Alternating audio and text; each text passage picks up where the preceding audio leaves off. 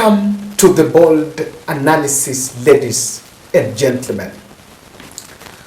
On Tuesday, the 8th of January, there is a proxy story, a decoy story that has been taken by the Star to the people, and that is the story of what you are seeing in your screen. The Star is running this story that William Ruto is preferring Raila Odinga to take over the position of African Union chairman in 2025 ahead of the former president Uhuru Kenyatta. And if you read that article, the story is actually insinuating that the two leaders are interested in that position. And of course, it is not something new for the two leaders to take up roles at the international level.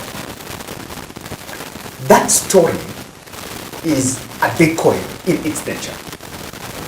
And for members of the board, I want to speak to you as someone who understands the media landscape. There is an agenda being set by that article.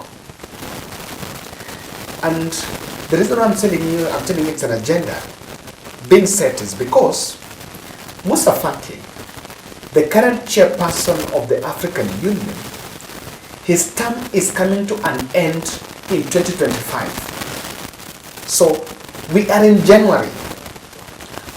Why do you think there will be such an urgency, or rather such a story would come up now, if even that transition is supposed to happen in 2025? That's one instant. So the critical in-depth of that story is actually the tone of that story is actually just showing Kenyans Ruto's mind. And that headline is meant to send some political message that Ruto prefers Raila ahead of Uhuru Kenyatta. You know, I want you to be an editor. Sit in the shoes of that editor and ask yourself this question. This story is not in Standard or Nation, the other mainstream papers. It's only in the Star newspaper. How did the editor get to know that Ruto as a person wants Raila and not Uhuru? It doesn't require magical sense. You can conclude very well that there must have been maybe an informer from the State House. That's number one. Number two, the story is created just to float a political narrative.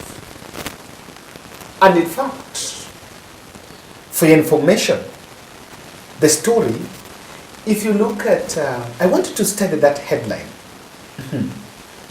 that Ruto preferably prefers Raila to Uhuru. There is one understanding in that story that if Kenya is to bid to produce the next chairman of the African Union, we are 50 million. Do you want to tell me that Ruto only thinks about Uhuru and Raila? There is a way that headline is closed to narrow down the thinking of the reader that Ruto, that those positions can only belong to Uhuru or Raila. Why not Kalonzo Musyoka? Why do you think he can't think of Kalonzo?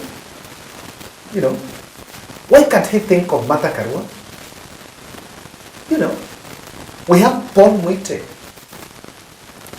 We have fellows that even have worked in cabinet, former cabinet members. So we have Maraga, former Chief Justice. We have so many other people who are statesmen. even though I also agree that none matches the stature of Uhuru Kenyatta and Raila Odinga. But again, there is the other interpretation of this story that the two leaders are interested in it. That is also something that the writer wanted to point out. Apart from pointing out that Ruto prefers the two, the writer also wanted to point out something, that both Uhuru and Raila are interested in that position. I want to say without fear of contradiction, Ruto favoring Raila in that, to take that position, is a decoy to float a political narrative. Ruto is cunning. Someone will, and I want to challenge, I want to take up this. When Uhuru Kenyatta helped Raila, and he actually did the lifting, the heavy lifting, for Raila Odinga to get the infrastructure envoy at the African Union. That position, and that's why he worked with Poli under the NEPAD. Did you see at any instant, did you ever see Uhuru Kenyatta coming over in public to explain that he handed Raila that position? No. And when Raila presented his presidential bid, did William Ruto, did that position even stop him from buying? No. But then as the chairman of the African Union, that means you cannot seek an elective seat, because that's an executive office in the African Union. So you cannot hold those two positions. You cannot be a chairperson of the African Union and you're also the president, and you're also busy in the political activities in the country. So, Ruto is cunning. Uhuru was very genuine when he handed over Raila that position. And can you ask yourself one question? Kenya has created many enemies during Kenya Kwanza regime, even compared to then when Uhuru Kenyatta was our president. Do you even believe that we have enough impetus or enough network even within Africa to lobby for that position to come to Kenya? If we were to lobby, we are not in good terms with Sudan. Just around our neighbors here, so that Uganda has taken us to court. DRC Congo, the other day we had a diplomatic scuffle with them, just 1 week to the election. Tanzania, Samia Suluhu came here to try to mediate between Kenya and Uganda, between Raila and Ruto by then, and he was shown the middle finger. Nigeria has banned our degrees. You know, and think about what South Africa is saying about our country, Kenya. Malema was here and said so many things about former President Uhuru, about William Ruto. And you can do the count. Many other African nations are not embracing our Haiti mission. During the recently concluded climate summit, we have failed. Our guest of honor was supposed to be here, Pakistan PM, didn't honor our invite. During the Jamhuri Day celebration, we could not even get a chief guest.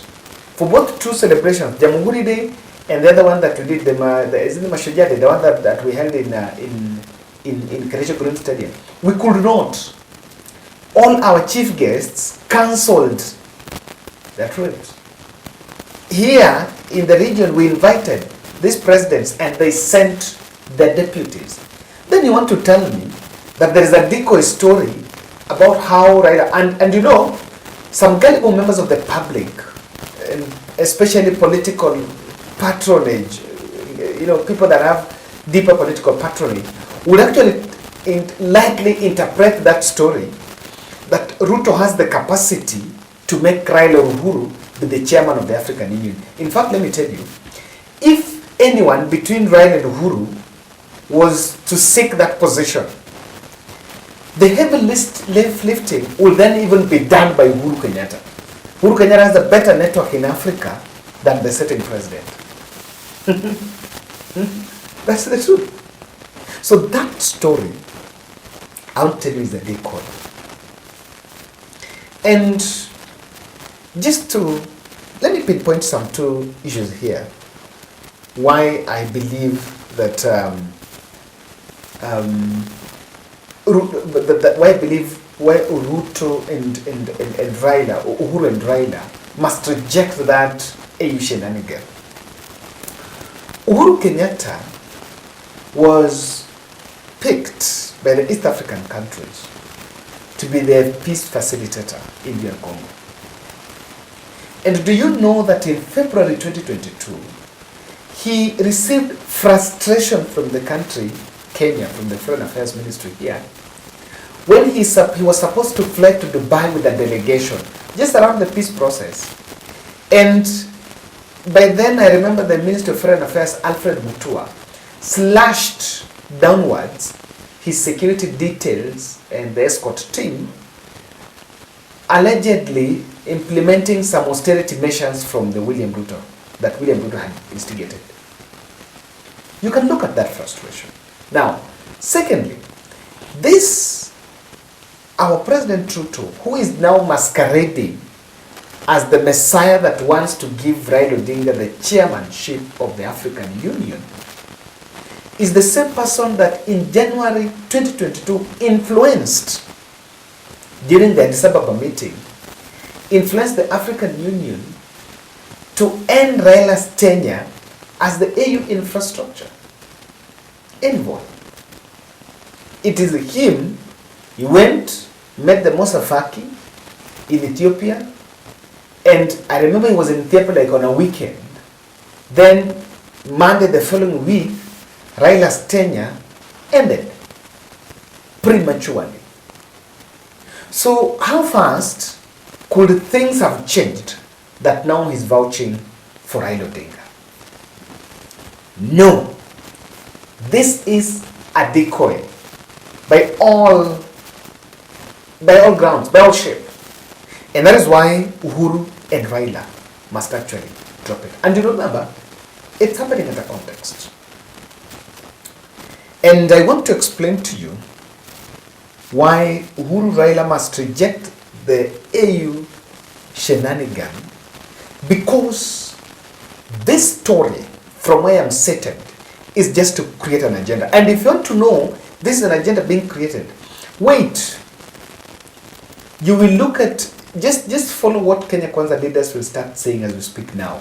You know, they've been creating some, for last weekend on Sunday, there is a context. The conversation in this country has been about judiciary.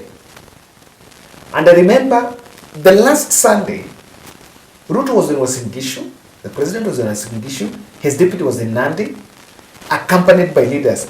Every speaker, one after the other, was speaking about judiciary and Martha Koome. Now, this story has been floated to change the narrative.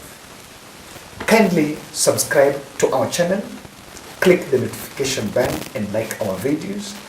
The notification bell is just the bell next to the subscription button. I realize people have been asking, what is this notification bell?